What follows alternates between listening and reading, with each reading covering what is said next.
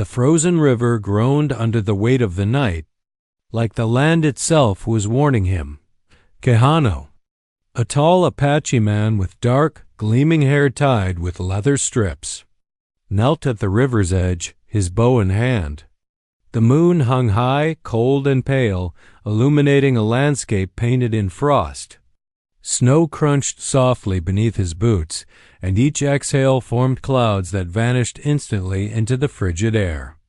In his arms, his infant son, Tayan, slept wrapped in a thick blanket, oblivious to the dangers closing in around him. Kehano's eyes scanned the tree line across the river. Earlier that evening, he had returned from hunting elk, expecting the familiar solitude of the canyon to greet him.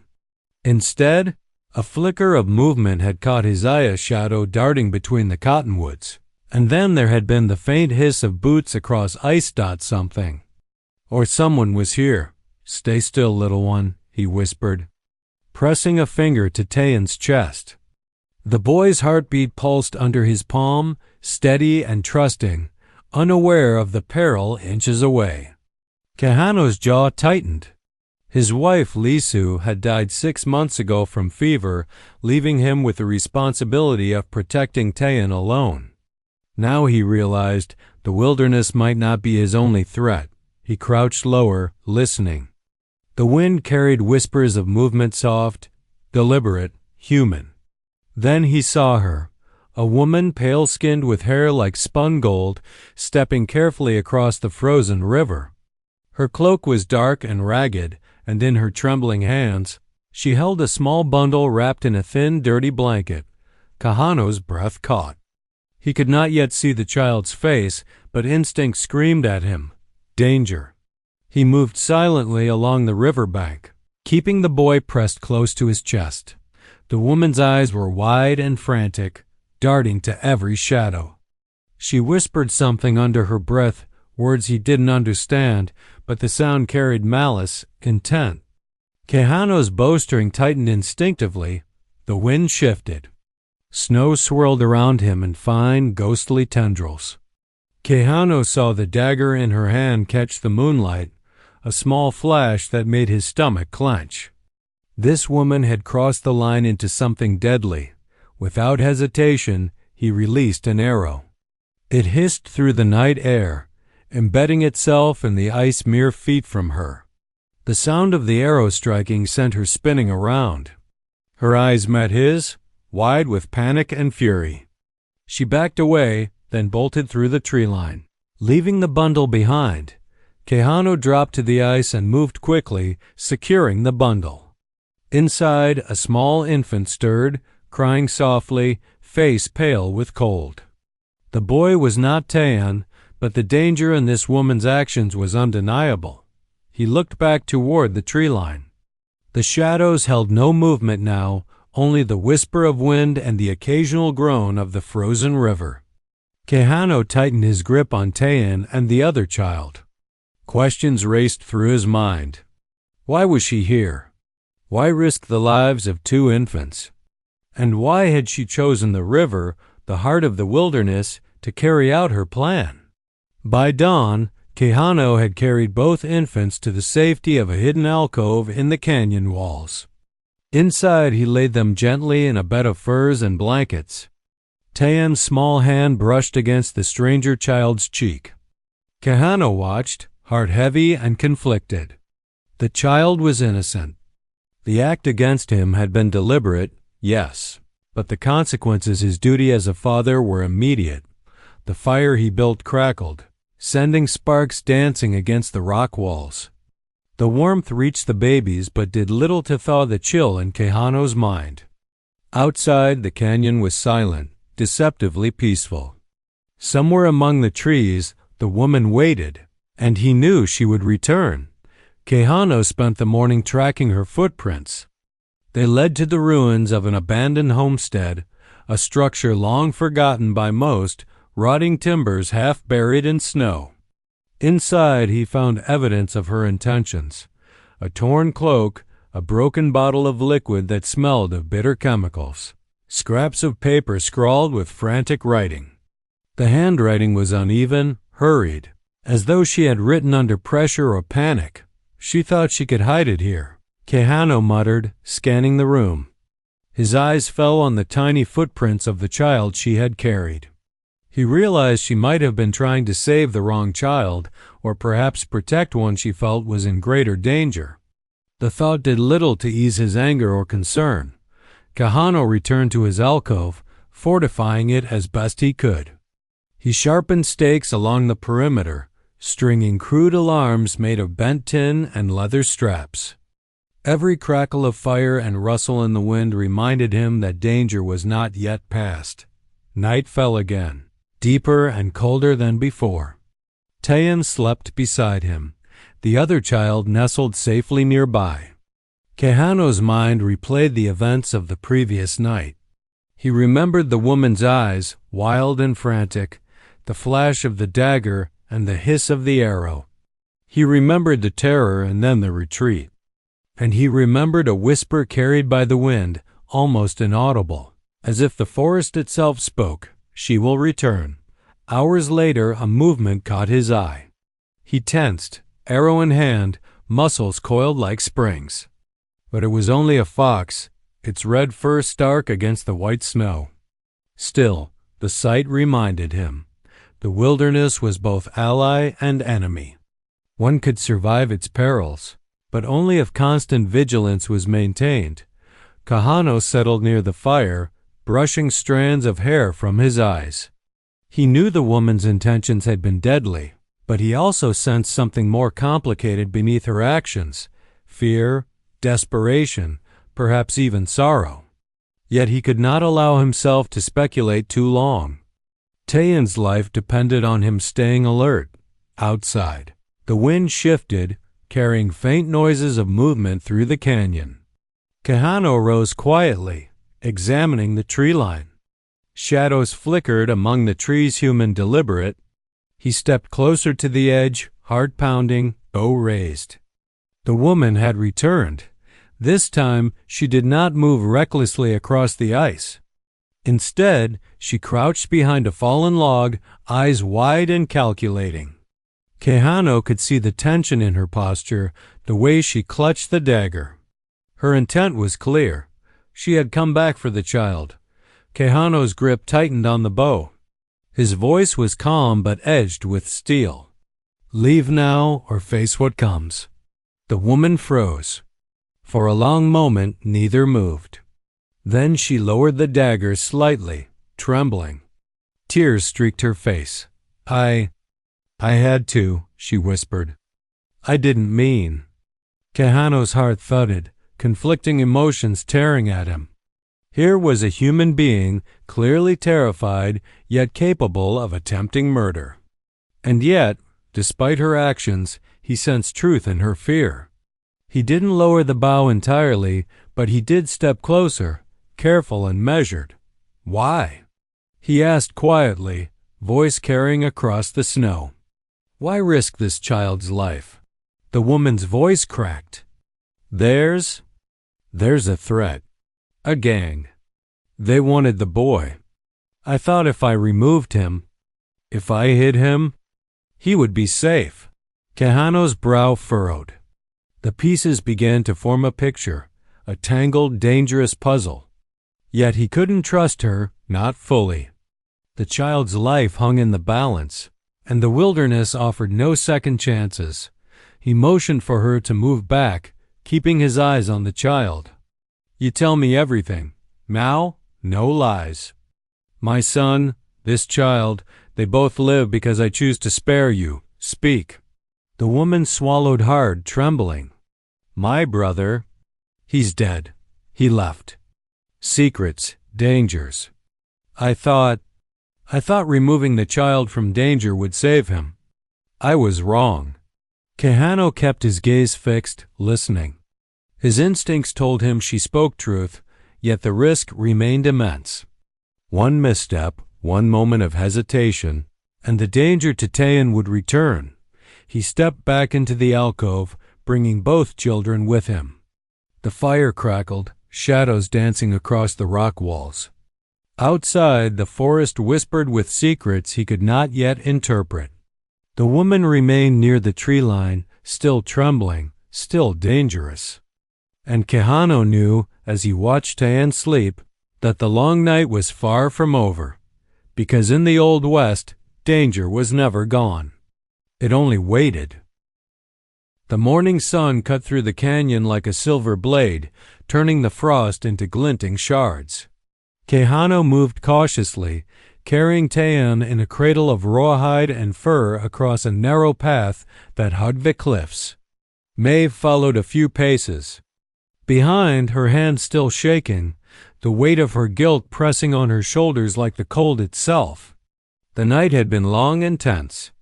Kehano had allowed her to speak in fragments, but only enough to understand the barest outline of her story. Now, with daylight exposing the treacherous canyon walls, he could see clearly how dangerous her presence had made their journey. Every shadow could conceal death, every crack in the rocket trap. "They're still out there," Maeve whispered, her voice hoarse. She avoided Kehano's eyes, focusing on the frozen ground. "The gang, they know I failed. They'll find him. They'll find the child." Kehano's jaw tightened. He adjusted Tayan in the cradle and checked the baby in the other bundle Maeve had left behind in the alcove the night before.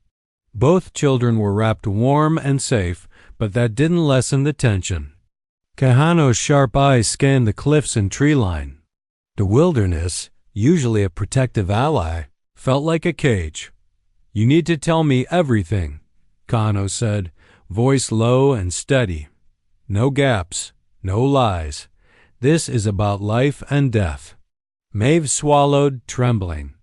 "My brother, he was part of a network, a gang that moves children of influential families. They sell them, trade them, or keep them for leverage. I didn't want to hurt anyone. I only wanted to protect him, the child." Kehano's hands tightened around the cradle straps. "Then why almost kill the baby? Why the dagger?" She flinched. I thought hiding him meant removing him from danger. I didn't know anyone else would find him, especially you." I was desperate, confused, and afraid. He remained silent, processing.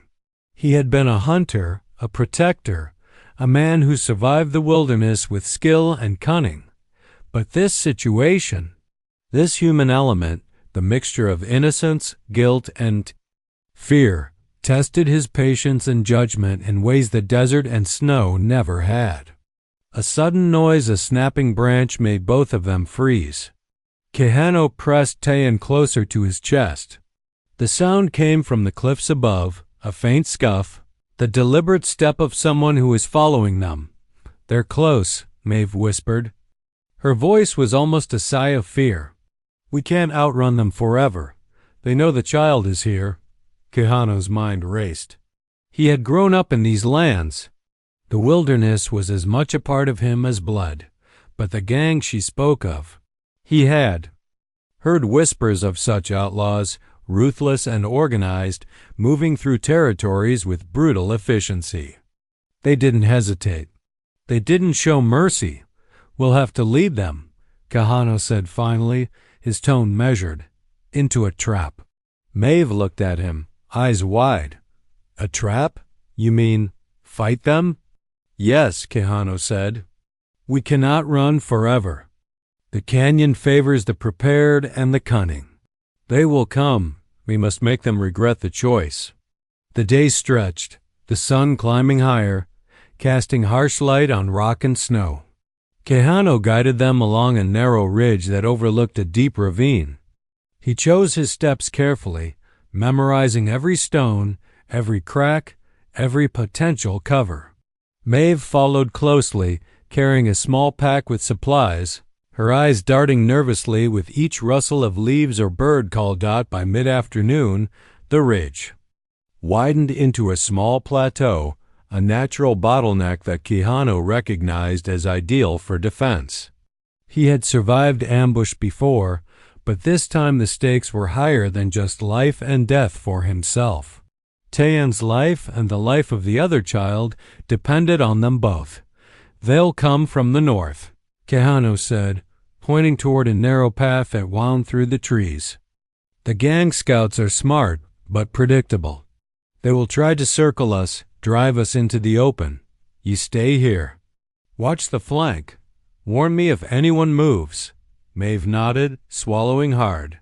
She had never fired a weapon, had never faced such danger, yet her hands were steady as she scanned the tree line. Kehano allowed himself a small measure of relief. She was learning, adapting. Fear could sharpen the senses if controlled. Hours passed. Kehano crouched behind a boulder, arrow nocked, eyes locked on the path.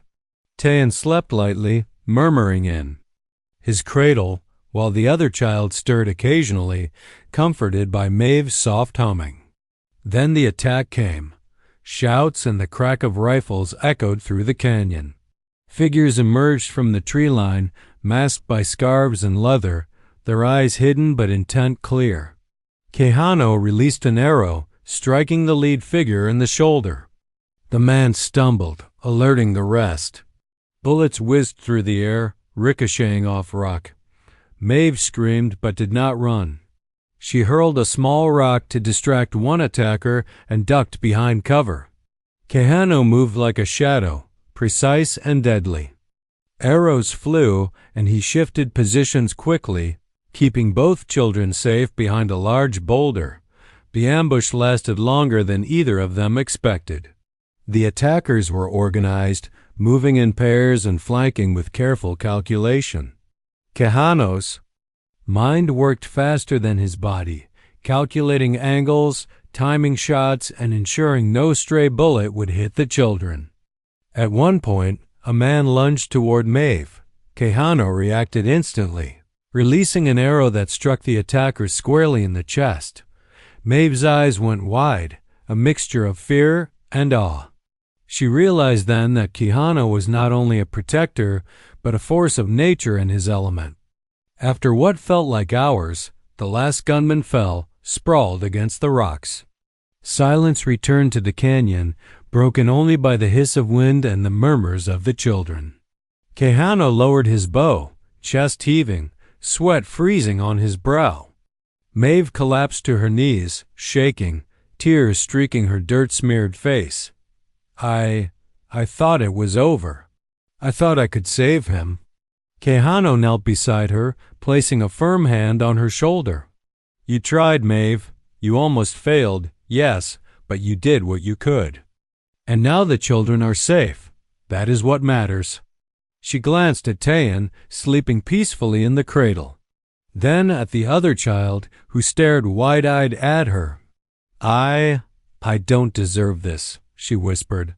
Kehano studied her, the tension in his face softening slightly. "Perhaps not," he said carefully. "But redemption is earned, not given. You will have the chance if you choose it." They spent the remainder of the day moving carefully, checking for tracks, fortifying their position, and ensuring the children were safe and warm. Maeve's hand shook less as she helped feed Tayan and the other child, her voice gentle as she hummed lullabies that she remembered from her own childhood. Kehano watched, the smallest flicker of respect forming for this woman who had once been his enemy but was now, in some strange way, an ally. As night fell, they made camp in a hidden alcove beneath an overhang of rock. Kehano placed the children between them, wrapped tightly in furs and blankets. The fire he built crackled, the warmth cutting the chill of the canyon night. Maeve sat across from him, still trembling, but beginning to regain some measure of composure. "Tomorrow," Kehano said quietly, staring into the fire, "we continue. The gang will not stop, and neither can we. You will need to be ready. If they come again, there may be no room for mistakes." Maeve nodded solemnly. "I understand. I'll do whatever it takes." Kehano studied her for a long moment. Trust was not given lightly in his world, especially to those who had once tried to kill a child. But he saw her resolve, and he sensed sincerity beneath her fear. For now, that was enough. The wind whispered through the canyon, a haunting lullaby that carried both promise and warning. Outside, the shadows seemed alive, watching, waiting. The night was long, the dangers not yet past, but for the first time, Kehano felt a fragile measure of hope. Together, they would survive. Together, they might even overcome Dot and Tayan, blissfully unaware of the mortal peril surrounding him. Slept on, cradled in the arms of the man who would not let harm touch him, and the woman who had learned, in the crucible of fear and desperation, the meaning of redemption. The morning sun was a pale smear behind the canyon cliffs, casting long shadows over Dry Creek. Kehano led the way, his movements deliberate and silent, each step measured to avoid cracking ice or snapping twigs.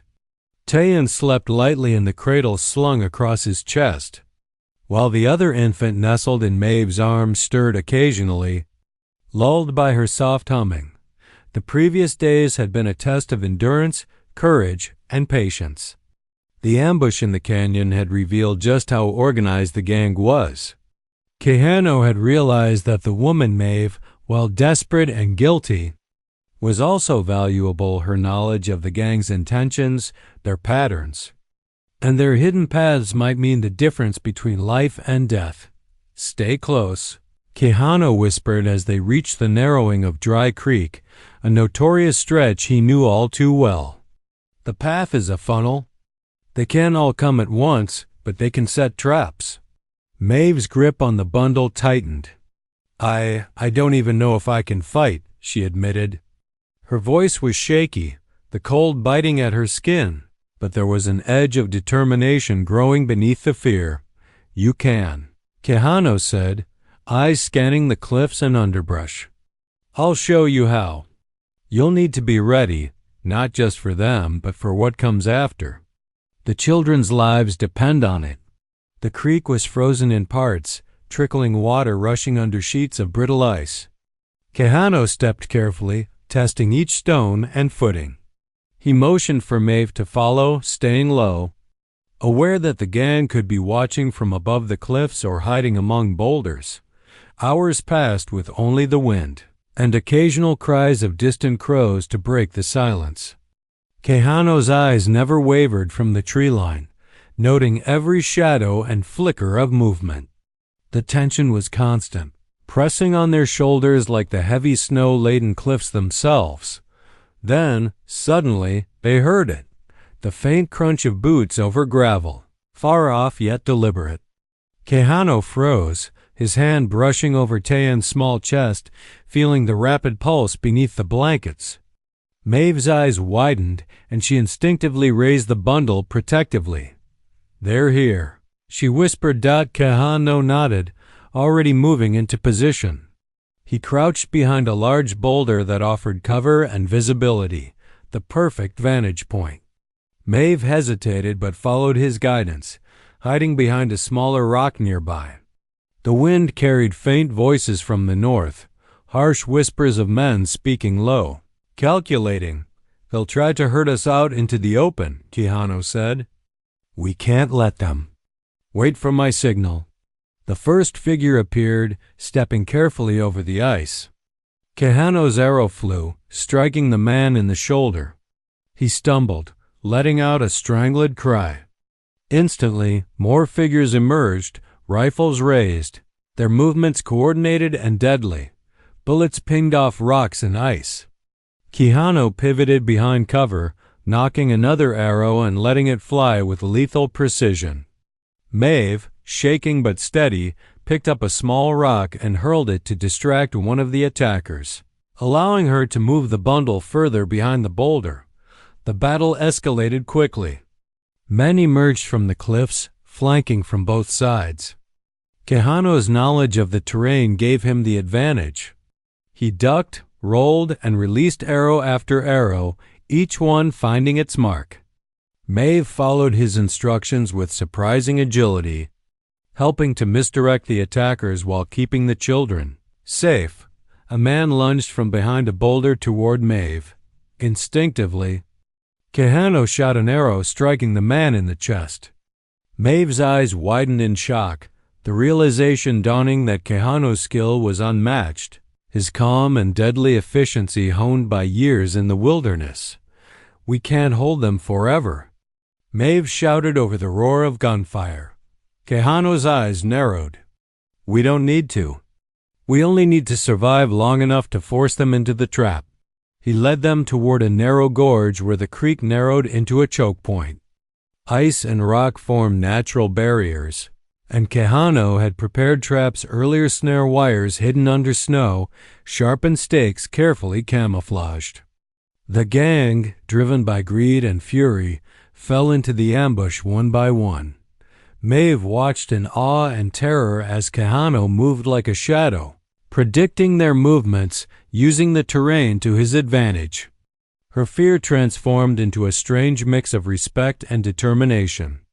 For the first time, she felt less like a liability and more like a partner. If she could keep her courage steady, the battle raged for hours.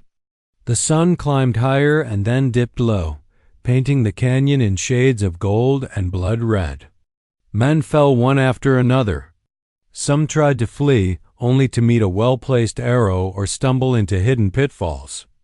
Kehano and Maeve worked in silence, communicating with gestures and brief commands. By late afternoon, the last gunman had fallen, sprawled against the rocks, clutching a wounded leg. Silence returned, heavy and absolute, broken only by the gentle hiss of the creek under the ice. Kehano lowered his bow, sweat and snow melting on his brow, leaving streaks of grime across his face. Maeve collapsed beside him, shaking. I didn't know. I didn't know we'd make it," she said, her voice barely audible. Kehano placed a firm hand on her shoulder. "You did your part. You kept the children safe. That counts. Don't dwell on fear. Let it sharpen you, not break you." Maeve glanced at the sleeping Tayan, the other child staring up at her with wide eyes. Her lips trembled as she whispered, I almost destroyed him. And now I helped save him." "You learned," Kehano said simply. "Fear is a teacher. Mistakes are lessons. Redemption is earned, not given." The wind stirred through the gorge, carrying the faint scent of pine and smoke. Kehano gathered the children closer, checking their warmth and breathing. Both were unharmed, blessedly unaware of the mortal danger that had surrounded them. As night fell, they made camp in a sheltered overhang beside the creek. The firelight danced on the rock walls, throwing shadows that seemed to move with their own life. Maeve sat across from Kehano, exhausted, shivering, but alive. "I don't deserve this," she admitted quietly. I shouldn't have lived through it. I shouldn't have been allowed near them." Kehano studied her, noting the honesty in her fear and regret. "Perhaps not," he said carefully. "But the choice you made afterward matters. You chose to protect. That is what matters now." They tended the children, sharing the small warmth of the fire, each aware that the dangers of the Old West did not disappear with nightfall. The canyon held secrets, threats, and wildness that could strike without warning. But for the first time since this ordeal began, Kehano allowed himself a sliver of hope. Together, they had survived. Together, they might endure whatever came next. Maeve's hands, once shaking, now moved with purpose, preparing blankets, feeding the children, helping Kehano check the perimeter.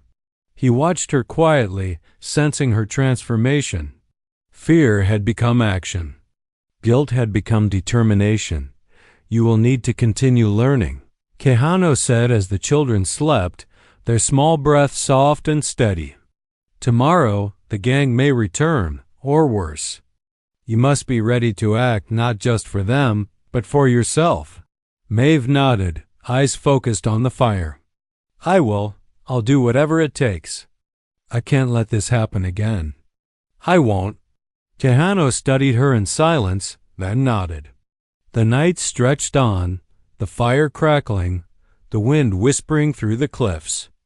The canyon was alive, watching, waiting, reminding them that even in victory, vigilance was essential.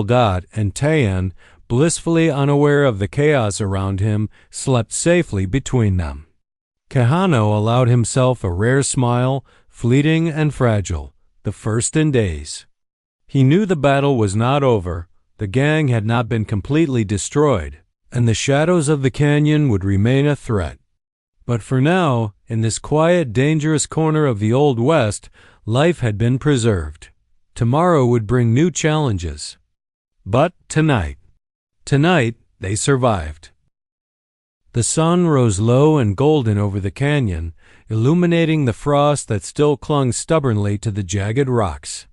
Kehano led the way, Tayan nestled safely in his cradle, while Maeve followed closely, carrying the other child. The past weeks had been relentless, tracking the gang, surviving ambushes, and facing dangers that had tested their courage, wits, and endurance. Yet now, with the village just over the next ridge, the most personal battle awaited: redemption, trust, and acceptance. The Apache settlement lay quietly beneath the cliffs, smoke curling from a handful of chimneys, the smell of cooking fires mingling with the crisp mountain air. Kehano slowed his pace, scanning the open field between them and the village. Every eye would soon be upon them. Every whisper, every questioning gaze could spell trouble or understanding. Maeve's steps faltered. "Do you think they'll let me stay?" she asked quietly, her voice barely above the wind. She glanced at the children, her expression a mixture of hope and fear. "After everything I've done?" Kehano didn't answer immediately. He had faced countless outsiders in these lands, most with intentions as dangerous as the harsh winter. Yet Maeve had fought alongside him, had saved the children, and had faced mortal danger with courage she hadn't known she possessed. Redemption was earned, not demanded. "We will see," he said finally, his voice low and steady. "But you must understand they judge by action, not words. You will have to prove yourself." The village elders had gathered at the edge of the settlement, alerted by scouts who had noticed Kehano's return. Faces, lined with age and wisdom, turned toward the approaching trio. Mothers clutched children, warriors adjusted grips on their weapons, and silence fell like a heavy shroud. Kehano could feel the weight of scrutiny pressing down on him. He stepped into the open, the children safe in his arms. Maeve followed, her gaze fixed on the ground, yet determined to face what came next. Kehano's voice carried across the snow-dusted field. "This woman," he began, gesturing toward Maeve, "came into our lives under dangerous circumstances. She attempted harm, but in the crucible of that threat, she chose to protect. She fought alongside me, and she saved not just one child, but both. The truth is her actions have earned her a chance, and I stand as witness to that fact." The elders exchanged glances. One, a tall man with silver hair and deep-set eyes, stepped forward. "And yet she came to us with intent to kill. How do we know this is not trickery?" Maeve's hand shook, but she lifted her gaze, meeting the elder's eyes. "I will not ask for forgiveness," she said steadily. "I only ask for the chance to prove myself. I have learned from my mistakes, and I will dedicate my life to protecting these children and your people. I will not fail again." A murmur ran through the crowd. Some faces softened, others remained skeptical. Kehano's jaw remained firm, his posture unyielding. The elder studied her for long moments, then nodded slowly. "Words alone will not suffice," he said. "Your actions must speak louder. Prove your worth. Show that you understand what it means to live among us." Maeve inclined her head, a mix of relief and resolve washing over her. Kehano's hand brushed briefly against hers, a small, silent acknowledgement of the bond forged through danger, trust, and survival. The next days were a test. Maeve worked tirelessly alongside Kehano and the villagers. She learned the ways of the land, helped with hunting and gathering, tended to the children, and assisted in fortifying the village against possible attacks. She moved carefully, aware of every glance, every whispered word, but determination drove her forward. Tayan thrived under their care. His laughter rang through the camp as he chased chickens, tugged at goats, and babbled at Maeve with a curiosity and joy that softened even the most wary of villagers. The other child, once silent and fearful, began to respond to Maeve's care, slowly warming to her presence. Kehano observed quietly, the smallest smile tugging at his lips. Maeve was learning, adapting, and proving herself worthy not through words, but through consistent action. The bond between them was fragile yet real, rooted in shared survival and the understanding that life in the Old West demanded courage, loyalty, and heart. One evening, as the sky burned with shades of crimson and violet, Kehano and Maeve sat by the riverbank, the children playing nearby under the watchful eyes of the elders. Maeve's hands, now steady and sure, brushed the water's surface. "He's safe," she whispered, almost to herself. "Thanks to you." "And to us." Kehano nodded, eyes on the river. "He is. And we will keep him safe. Together." Maeve glanced at him, a question in her gaze. "Do you trust me now?" Kehano's gaze softened slightly. "Trust is earned over time, not granted in a single day. But you have begun to earn it. You have chosen action over fear, protection over selfishness. That is enough for now." Silence settled between them, the only sound the gentle ripple of the river and the distant laughter of children. It was a quiet, precious moment, a reprieve from danger, a taste of peace in a world that had known little mercy, but peace. Kehano knew was never permanent in the Old West. Scars remained. Memories lingered, and the land itself demanded vigilance. Yet tonight, he allowed himself to hope. The next morning, news arrived that the remnants of the gang, those who had survived, had been captured by bounty hunters pursuing their trail across the territories. The threat that had haunted them was over, the danger removed from their lives. Kehano allowed himself a deep breath, feeling the tension ease from his shoulders. Maeve helped care for the village, integrating slowly but surely into the community. She learned the Apache language, shared in daily routines, and proved her dedication to the children and Kehano's people.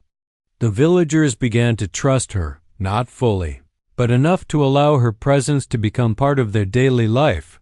Months passed, and Tayan grew stronger, healthier, and more curious with each passing day.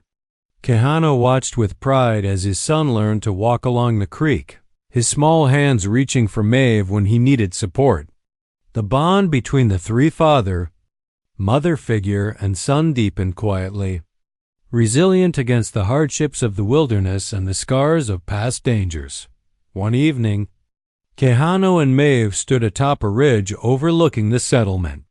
The sky was painted with the first stars of night, the wind carrying the scent of pine and smoke from distant fires. Tayan and the other child played at the edge of the village, their laughter echoing through the canyon. "You've changed," Kehano said quietly, his voice carrying only to Maeve. She looked at him, the flickering firelight casting shadows across her face. "I've had to," she said softly. "I nearly lost everything. I had no choice but to learn." Kehano's gaze softened. "You have learned, and you have earned a place here, not by blood, but by courage and action. That matters more than anything else in this land." Maeve's eyes glistened. "I will never forget what you've done, or what we've been through. I promise to protect them, to protect this place. I will not fail." Kehano nodded, a rare, faint smile appearing. For the first time in months, perhaps even years, he allowed himself to feel a measure of peace. The children were safe, the threat gone, and in this harsh, unforgiving land, they had built something fragile yet unbreakable: trust. loyalty, and hope. As the wind whispered through the canyon, Kehano thought of his wife Lisu and the promise he had made to protect Tayan no matter what. He had honored that vow, not alone, but with Maeve, an unlikely ally who had become a guardian, a friend, and perhaps, in some small way, family. The night settled over the village, stars glimmering like distant fires in the vast sky. The past was behind them. The future lay ahead. Kehano, Maeve, and Tayan faced it together, strengthened by survival, courage, and the bonds forged in the crucible of danger. In the Old West, where every day brought peril and uncertainty, they had carved a small sanctuary of safety, love, and resilience. And in that fragile sanctuary, Kehano allowed himself to finally breathe, knowing that they had survived the impossible and would face whatever came next, with hearts unbroken and spirits unyielding. The canyon, the village, and the wilderness beyond stood witness to their story, a tale of danger, trust, redemption, and the enduring strength of human courage. And as the first stars sparkled overhead, Kehano, Maeve, and Tayan sat together by the fire, a family shaped by the trials of the West, united in the certainty that they would face whatever came next together.